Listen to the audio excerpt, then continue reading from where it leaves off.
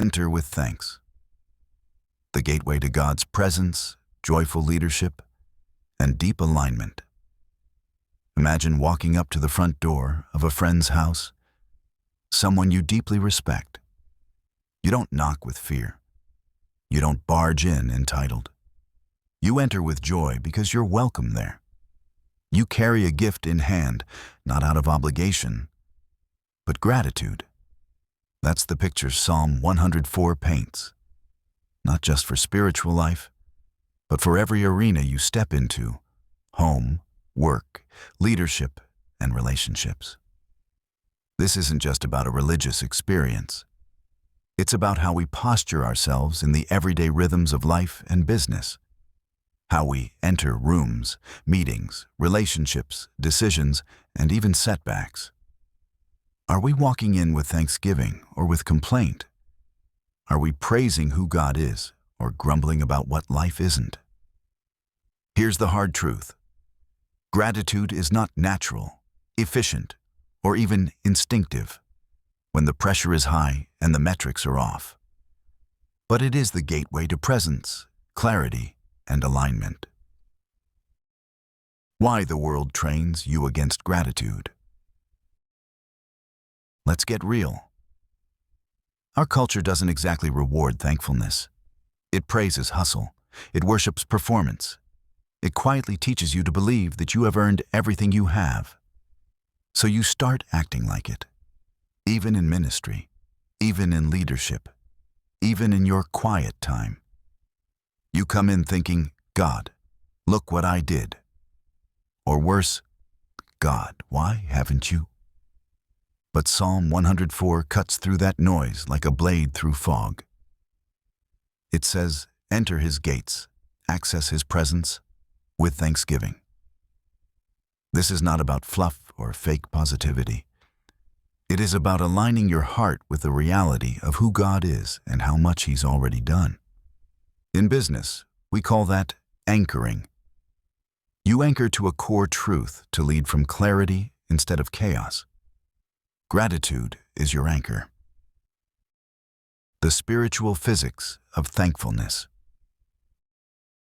Here's where theology gets practical. In the temple system, the gates and courts were sacred spaces. The further you went, the closer you got to God's presence. But you didn't barge into the Holy of Holies. There was a pattern, a progression. Gratitude was the starting point. Today, because of Christ, you are the temple. The access point is internal, but the pattern is the same. You don't enter God's presence by proving, striving, or complaining. You enter by giving thanks. This isn't a suggestion, it's a spiritual law. Want peace? Start with thanks. Want clarity? Start with thanks. Want a breakthrough in your leadership, marriage, mission, or business? Start with thanks. Because gratitude doesn't just change how you feel, it changes how you see. Complaining is contagious. So is gratitude. Here's the emotional tension. Most of us live like gratitude is optional. We let circumstances dictate our attitude. When things go well, we say, thank you. When they don't, we default to complaint, criticism, and low-grade bitterness. The more we complain, the more our hearts grow critical and bitter. That's not just poetic, it's psychological. A complaint narrows your focus. It makes your world smaller. It poisons teams. It kills momentum. It whispers to your soul, you don't have enough. But thanksgiving expands your vision, opens the gates, and recenters your leadership on abundance, not scarcity. Do you want to shift the culture in your organization, family, or heart? Practice gratitude publicly. Thank God aloud, your team aloud, your spouse aloud, and the barista who gets your name wrong aloud. Thanksgiving is a spiritual and strategic weapon. It disrupts entitlement, disarms negativity, and changes atmospheres. Leadership through the lens of Psalm 100. Let's connect this to the business world for a moment. As a leader, you're constantly entering rooms, meetings, brainstorming sessions, presentations, and sales calls. How you enter sets the tone. If you walk in with frustration, your team mirrors it. If you enter with anxiety, it spreads like smoke. But if you walk in with gratitude, even when things are tough, you model what emotional resilience really looks like. Psalm 104 isn't just a verse for worship.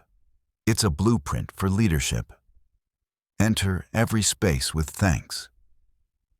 Not because the numbers are up or the launch went perfectly, but because you know who you belong to and why you're there. Gratitude makes you a different kind of leader, a dangerous kind, the kind who doesn't get rattled by delay or rejection, because you're anchored in something more profound than outcomes.